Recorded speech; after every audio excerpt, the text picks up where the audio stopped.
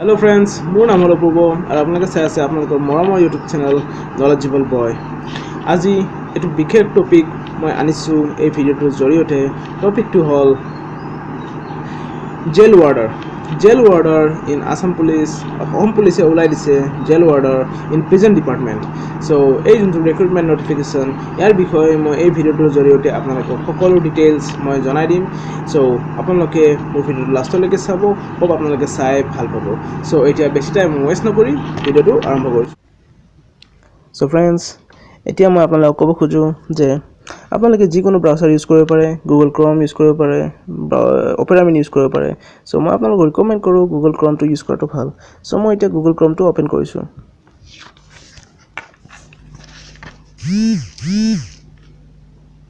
So ইয়াতে আপোনালোকে কি কৰিব লাগিব, আপোনাৰ যোনটো সাৰ্চ বাৰ আছে, সো সাৰ্চ বাৰত আপোনালোকে টাইপ কৰিব লাগিব আসাম পুলিচ।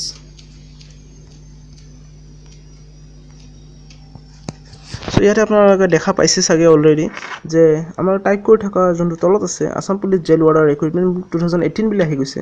সো তাতে মই ক্লিক কৰিছোঁ।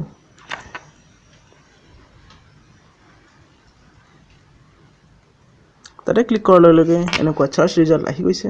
সো আপোনালোকক মই এতিয়া কওঁ যোনটো আপোনালোকৰ সেকেন্ড দেখা পাইছে আসাম পুলিচ ৰিক্ৰুটমেণ্ট 2018, সো তাতে আপোনালোকে ক্লিক কৰক।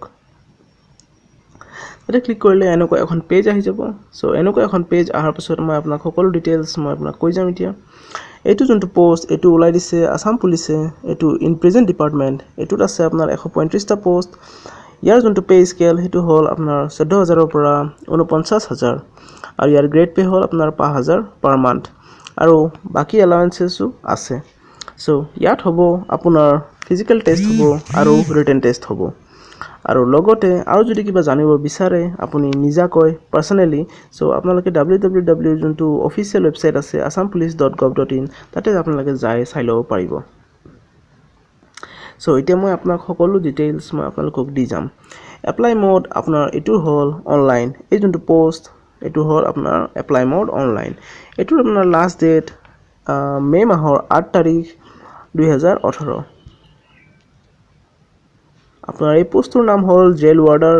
ইয়াত আছে আপোনাৰ পোষ্ট টোটেল 135টা পোষ্ট। 135টা পোষ্টৰ ভিতৰত ইয়াত জেনেৰেলৰ বাবে 116টা পোষ্ট মেল আৰু 11টা পোষ্ট ফিমেল আৰু ST হিলছৰ বাবে 8টা পোষ্ট মেল।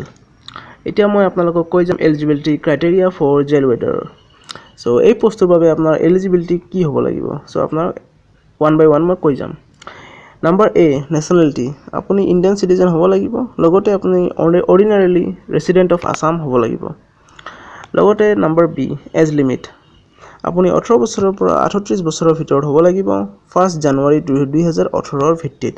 যেনেকুৱা ধৰক 1980ৰ পিছত জন্ম হোৱা হ'ব লাগিব আৰু 2000 চনৰ আগত জন্ম হোৱা হ'ব লাগিব, তেতিয়াহে আপোনালোকে এপ্লাই কৰিব পাৰিব।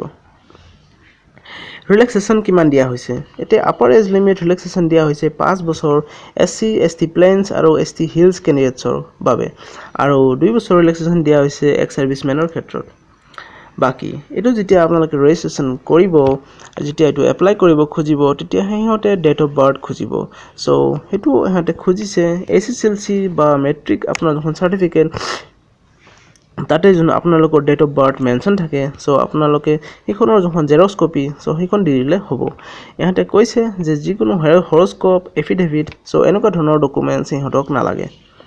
সো এডুকেশ্যন কোৱালিফিকেশ্যন এতিয়া কি হ'ব, যোন ল'ৰা ছোৱালী এতিয়া এপ্লাই কৰিব খোজে, সো সিহঁতক ক'ব খোজো যোন ল'ৰা এই পোষ্টত এপ্লাই কৰিব খোজে সো সিহঁতে SSLC পাছ হ'ব লাগিব আৰু সিহঁতে মাষ্ট বাইচাইক্লিং জানিব লাগিব। আৰু যোন ছোৱালী এই পোষ্টত এপ্লাই কৰিব খোজে সো সিহঁতক মই ক'ব খোজো যে আপোনালোকে ক্লাছ 8ৰ যোনটো এনুৱেল এক্সামিনেশ্যন সো আপোনালোকে সেইটো পাছ কৰা হ'ব লাগিব আৰু ফ্ৰম ৰেকগনাইজ বৰ্ড। দুইটাৰে ক্ষেত্ৰতে CBSC বা সেবা এনেকুৱা ধৰণৰ ৰেকগনাইজ বৰ্ডৰ পৰা পাছ কৰা হ'ব লাগিব। বাকি ফিজিক্যাল ষ্টেণ্ডাৰ্ডছ, এতিয়া ফিজিক্যাল ষ্টেণ্ডাৰ্ডছ কি হ'ব, জেনাৰেল OBC MOBC SCৰ কাৰণে 162.5 সেণ্টিমিটাৰ মেল আৰু 144.5 সেণ্টিমিটাৰ ফিমেলৰ বাবে। বাকি ST হিলছ আৰু ST প্লেন্সৰ বাবে 160 সেণ্টিমিটাৰ মেল আৰু 142 সেণ্টিমিটাৰ ফিমেলৰ বাবে। নাম্বাৰ 2 মিনিমাম চেষ্ট ইয়াত অকল লৰাৰ ক্ষেত্ৰত কোৱা হৈছে যে আপোনালোকৰ যখন চেষ্ট সো সেইখন 81 সেন্টিমিটাৰৰ তলত হ'ব নালাগিব নহলে আপোনালোকৰ সিলেকশন নহব এটা মই আপোনালোকক ক'ব খুজো মেডিকেল ষ্টেণ্ডাৰ্ডছ কি হ'ব সো আপোনালোকৰ যিকোনো চকুৰ বেমাৰ হ'ব নালাগিব আপোনাৰ চকুৰ পাৱাৰ ভাল হ'ব লাগিব ভেৰিকোজ ভেইন আপোনালোকৰ হ'ব নালাগিব লগতে আপোনাৰ মেন্টেল বডিলি আৰু হেল্থ আপোনাৰ ভাল হ'ব লাগিব আপোনাৰ যিকোনো বেমাৰ আপোনাৰ হ'ব নালাগিব আপোনাৰ বডিত নহলে আপোনালোকৰ সিলেকশন নহব যেনেকুৱা ধৰক diabetes hernia piles respiratory disease আৰু যিকোনো বেমাৰ সো এনেকুৱা ধৰণৰ বেমাৰ আপোনালোকৰ হ'ব নালাগিব নাম্বাৰ 2 হ'ল আইসাইট সো আইসাইট আপোনাৰ 6/6 হ'ব লাগিব আৰু লগতে ইয়াতে কোৱা হৈছে যে আপোনাৰ 6/9 ৰ তলত হ'ব নালাগিব আৰু আপোনাৰ যোনটো নিয়াৰ ডিসটেন্স ভিজন আপোনাৰ যোনটো ওচৰৰ যোনটো চোৱা কেপাসিটি সো হেতু আপোনাৰ নৰমাল হ'ব লাগিব নাম্বাৰ 3 হেতু হ'ল pregnancy at the time of physical standard test so ইয়াতে মই ক'ব খুজো এই টেষ্টটো যে physical standard test so এটুত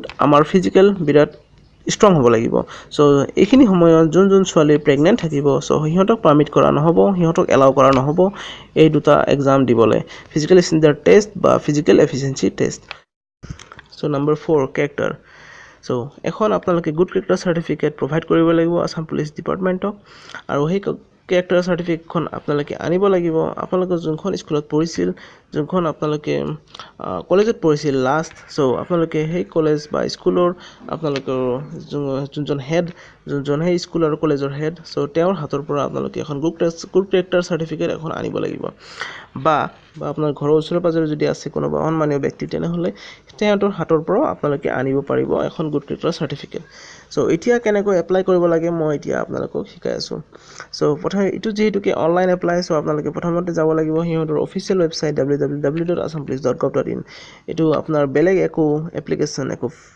entertain নকৰে যেন একসেপ্ট নকৰে যেনেকুৱা অফলাইন সো এনেকুৱা একো একসেপ্ট নকৰে সো ইয়াত আপোনাৰ কোৱা হৈছে যে ফিজিক্যাল স্ট্যান্ডাৰ্ড টেষ্ট আৰু ফিজিক্যাল এফিচিয়েন্সি টেষ্ট পাতা হ'ব এতিয়া যেতিয়া আপোনালোকে ৰেজিষ্ট্ৰেচন কৰিব তেতিয়া আপোনালোকে এটা একনলেজমেন্ট স্লিপ এখন দিয়া হ'ব উইথ এন আইডি এটা আইডি থাকিব আৰু নাম্বাৰ এটা থাকিব হেতু আপোনাৰ যোনটো SMS আপোনাৰ যোনটো মোবাইল নাম্বাৰ দিব ৰেজিষ্ট্ৰেচন কৰা সময়ত আৰু ইমেইল আইডি দিব সো তাতেও সেম আইডি আৰু নাম্বাৰটো আহি যাব আৰু হেতু আপোনালোকে প্ৰিন্ট আউট কৰি থৈ দিব ফৰ ফিউচাৰ পাৰপজ ভৱিষ্যতৰ কাৰণে আপোনালোকে হেতু প্ৰিন্ট আউট কৰি ভাল জায়গাত থৈ দিব আৰু যেতিয়া আপোনালোকৰ এডমিট কল লেটাৰৰ আপোনাৰ নটিফিকেশন আহিব সেই আপোনাৰ মোবাইল নাম্বাৰত বা ইমেইল আইডিত তেতিয়া আপোনালোকে কি কৰিব লাগিব যোনটো অফিচিয়েল ৱেবসাইট আছে হিহঁতৰ তাতে যাই পেলাই আপুনি লগইন কৰি পেলাই আপোনালোকে যোনটো আইডি আৰু নাম্বাৰ আপোনালোকে পাইছিল ৰেজিষ্ট্ৰেচন কৰা সময়ত সো হেতু আপোনালোকে তাতে টাইপ কৰি আপোনালোকে নিজৰ এডমিট কাৰ্ড বা কল লেটাৰখন উলিয়াই ল'ব পাৰিব আৰু যাৰ কাৰণে আপোনালোকৰ ফিজিক্যাল স্ট্যান্ডাৰ্ড টেষ্ট বা ফিজিক্যাল এফিচিয়েন্সি টেষ্টৰ বাবে এলিজিবল হৈ যাব